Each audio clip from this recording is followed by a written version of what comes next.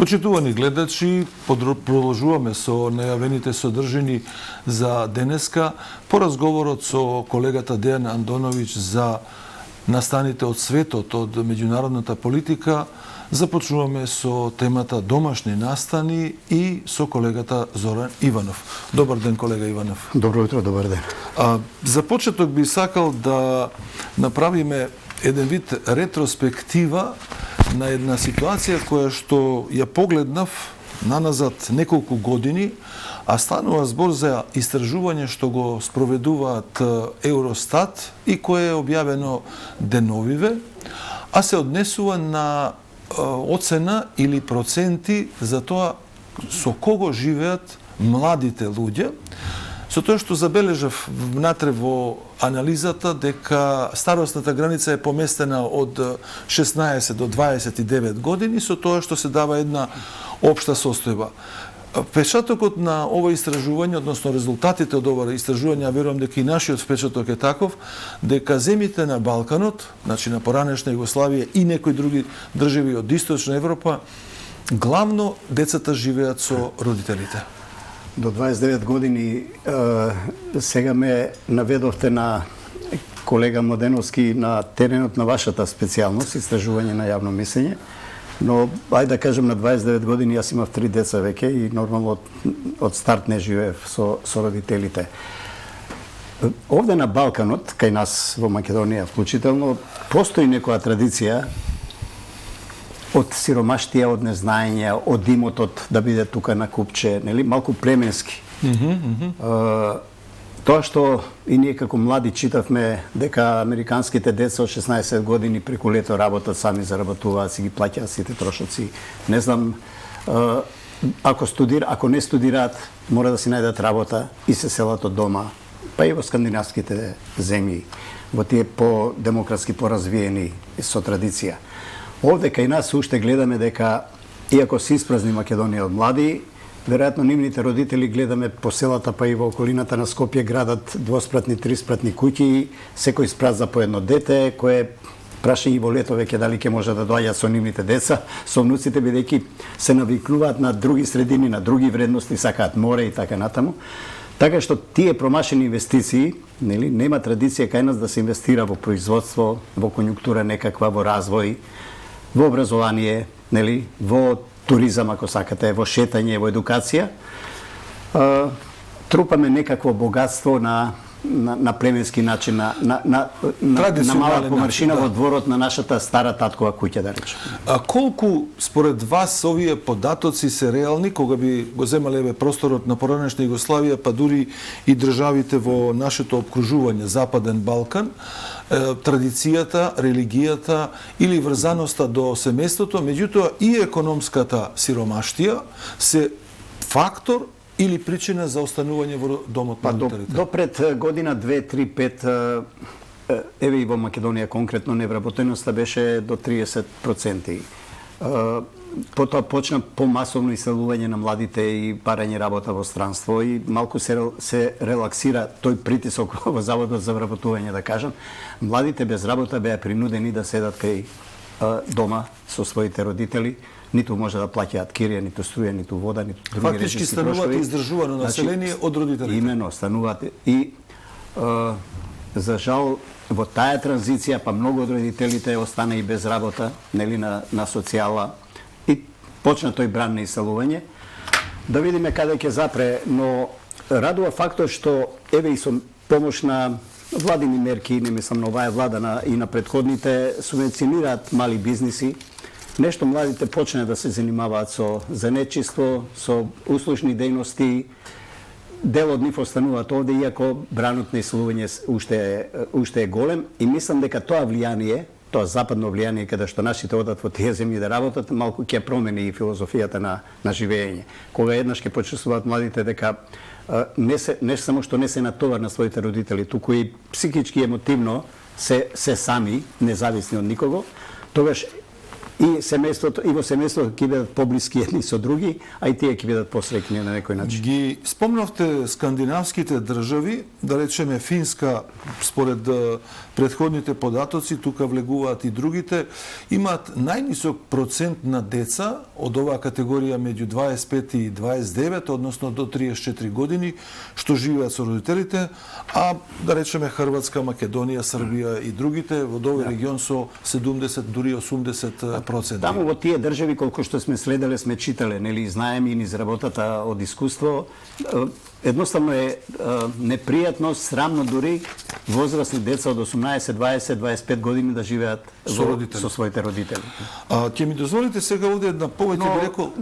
Да, не е тоа така идеално. Тие држави, тие општества, тие системи овозможиле да имат работа пристојна според образование, заработувачка и со една плата да можат да живеат, да живеат, да изнајмуваат, да плаќаат кредитне. Така, оно што го забележа во државите од регионот, во кои што и Македонија, односно јужна или источна Европа, дојдов до една терминолошка разлика која и во анализите се зборува, а за мене беше многу битна.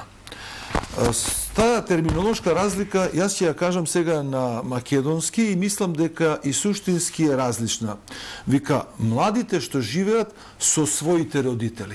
Има разлика со реченицата младите што живеат кај своите родители.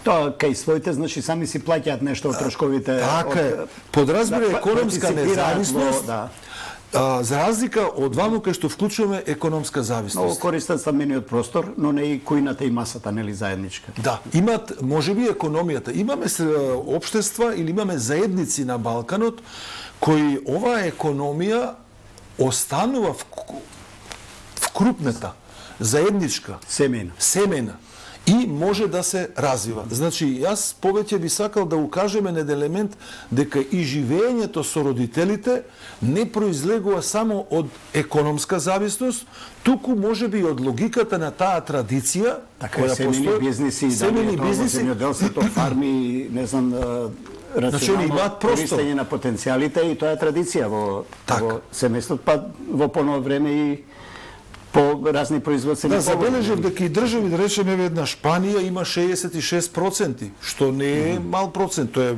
многу висок во однос на 9% за Норвешка и Финска. Главно во туризмот, цели хотели се семејни бизниси и живеат заедно, делат една филозофија или секој си живее свој живот. Така. Има и примери и кај нас има, се развива тоа се повеќе. Дури мислам дека и преку стопанските комори има некои издружение за семејните бизниси и еднаш годишно некакви семинари за размена на искуства. Веројатно ќе го следиме ова, јас од тоа што видов Евростат што ги објавува овие податоци има повеќе. Факт е дека е темата социолошка, меѓутоа ги објаснува тие движења во современото општество кога ги споредуваме, да речеме, начините на живење пред 100 години, кога и самата економија и средствата за производство биле различни. Денеска со интернетот, со дигитализацијата ние имаме економија. Славе, во основа на се лежи екзистенцијата практично. Така е. Да преминеме на нова тема. Таа тема би сакал да ја отвориме повторно од аспект на политика, меѓутоа поврзана со социологијата.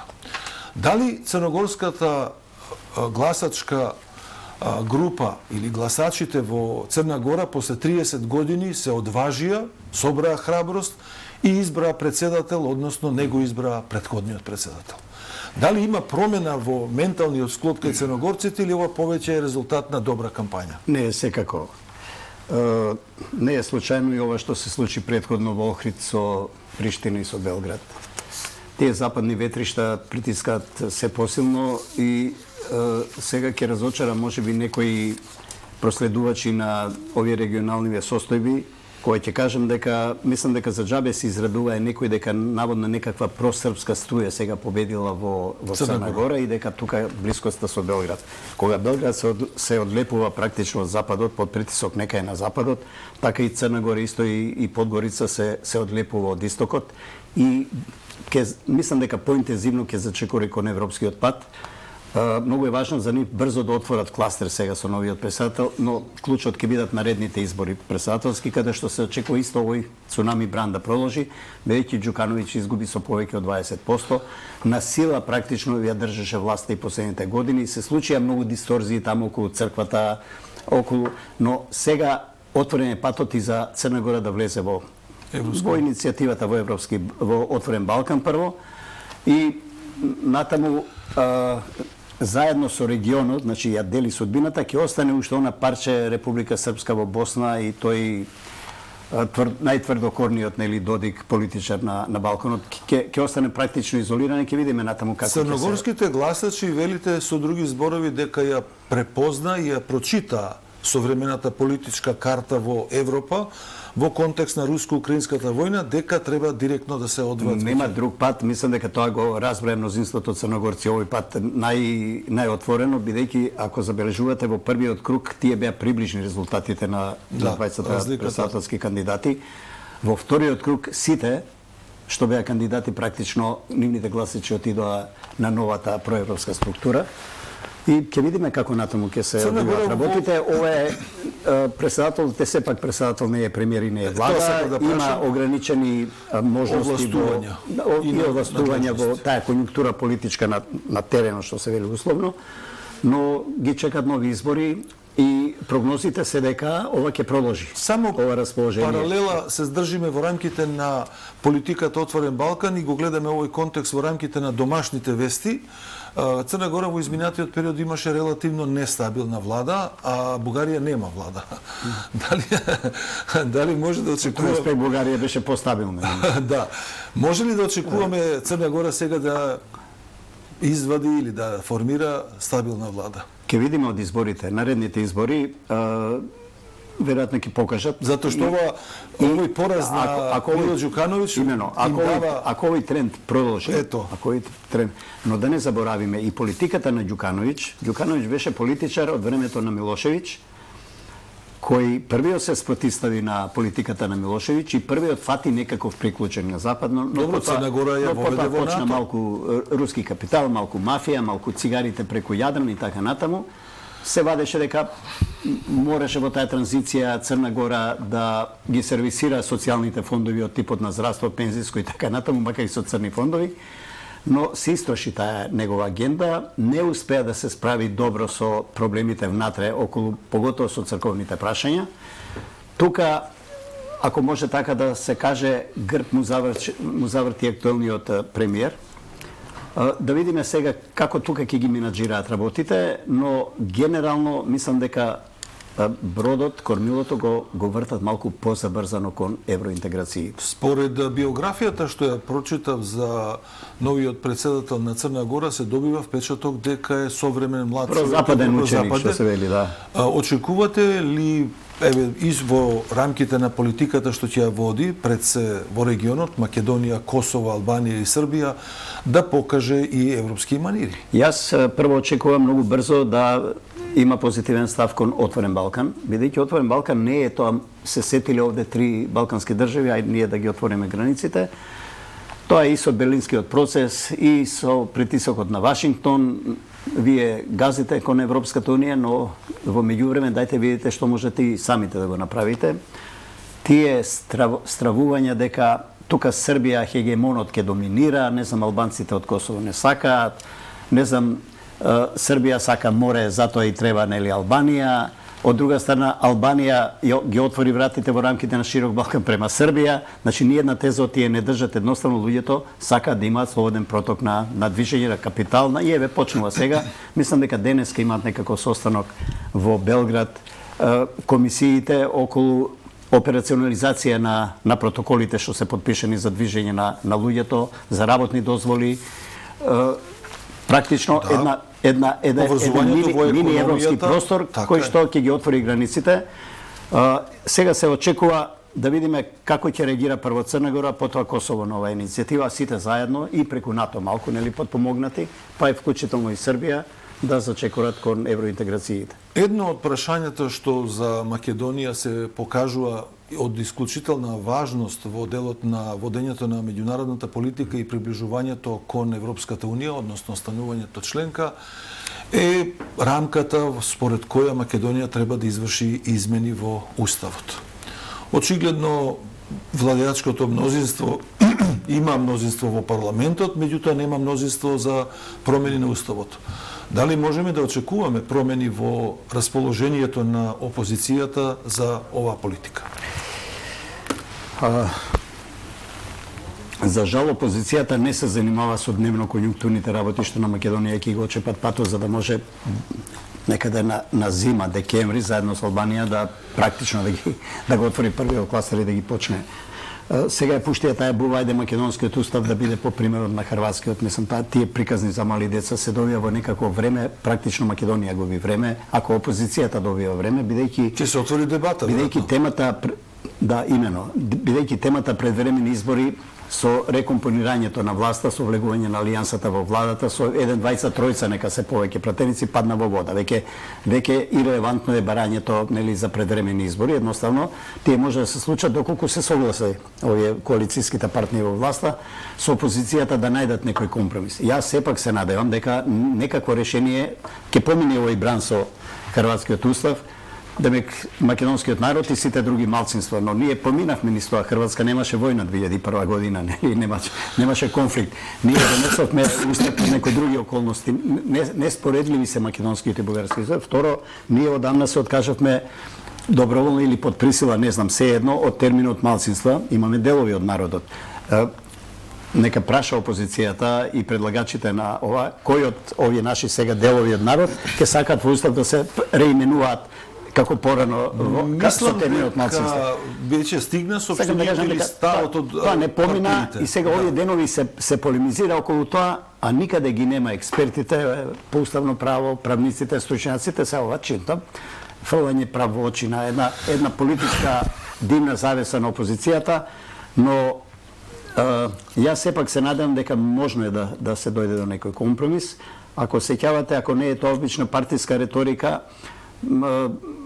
подпредседател на владата, првиот подпредседател, како се вели, Груби, во одговор на прашања од Собраниската говорница рече и 120, нели, пратеницки гласат за промена на уставот, бидејќи тоа е наша обврска.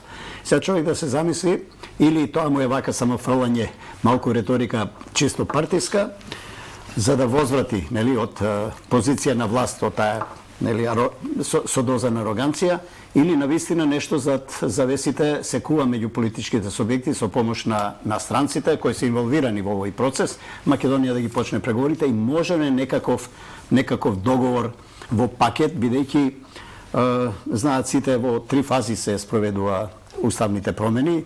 Прво е отварање на уставот со 80 пратеници, па потоа дефинирање со 60 на амандманите со 61 пратеник, по усвојање повторно во третата со 80 во третата. Значи можно е во еден пакет со отварање на уставот за согласност да гласаат 120 пратеници ако се договорат за некакви предвремени избори или некој друг компромис меѓу власт и опозиција. Дали отворањето на вака поставеното прашање за содржината и текстот на уставот што Македонија би го препишала од хрватскиот устав, всушност ја принудува власта не да се занимава сега со предлогот или постапките на ВМРО ДПМН, туку всушност да се занимава со помалите партии на албанците, па дури и својот коалиционен партнер, кој вела доколку се прифати ваквиот предлог на ВМРО ДПМН, почнуваме сосема друг вид на дебата за уставот. Мислам дека грешката и на партиите од власт и воопшто на дел од јавноста што реагираат на вакви,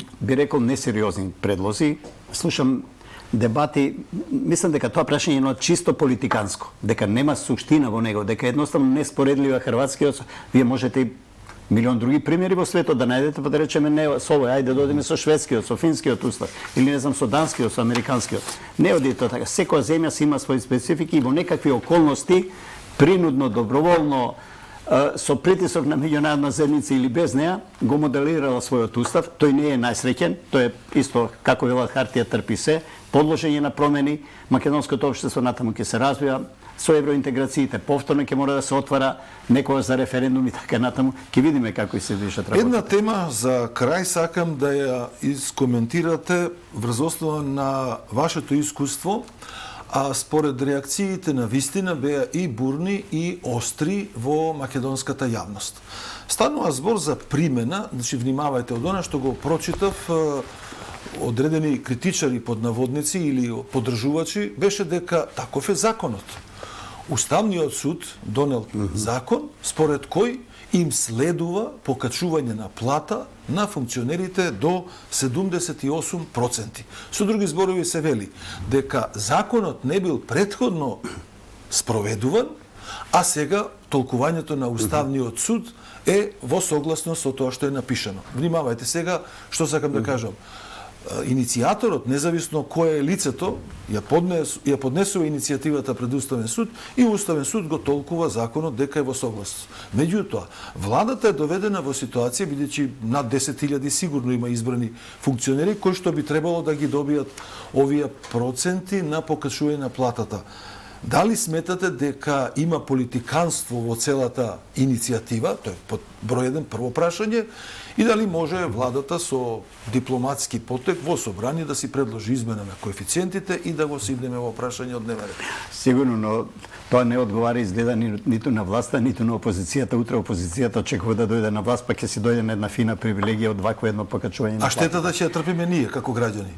Околу штетата дека им следува зголемување на платите како на сите, нели, на пензионерите и на овие минималната плата со ова инфлација, секако и на функционерите. Нели, тие треба да имаат мотив за да ги вршат своите функции. И тоа не станува збор само како што рековте вие, Младеновски, за владините министрите и замениците министри, туку за неколку ешелони на државни службеници на избрани, да, што бројката може да е многу голема. Но малку изненадува две работи. Прво, што и опозицијата млако некако реагираше на ова.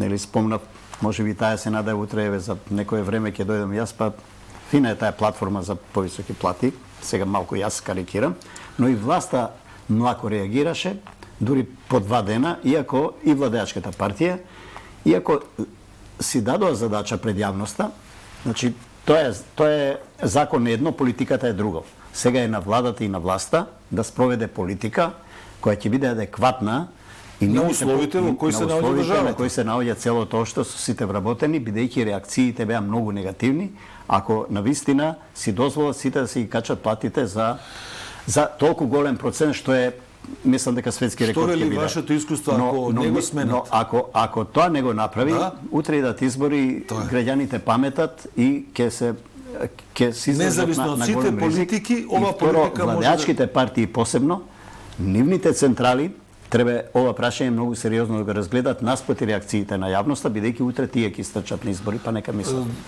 Може би само под прашање, ама сум во голема дилема. Одлуката на Уставен суд, кога почнува да се спроведува? Па штом се објави во службен весник, да. Тоа значи дека тие со наредната плата имено ќе ги добијат овие 78%. Но владата вети дека брзо ќе одговори, ќе изменаџира нешто. Дали во сукцесивно ќе донесе некој правилник да ги покачуваат платите, например, за наредни 6-7 месеци, нели по некој процент, тоа да не се забележи многу да не штрчи. Но да видиме. Јас пак ќе го кажам дека кај да избори одат. Граѓаните, гласачите не забораваат колку владата собира поени со ова што ги замрзнува цените, ги враќа на некој ниво претходно.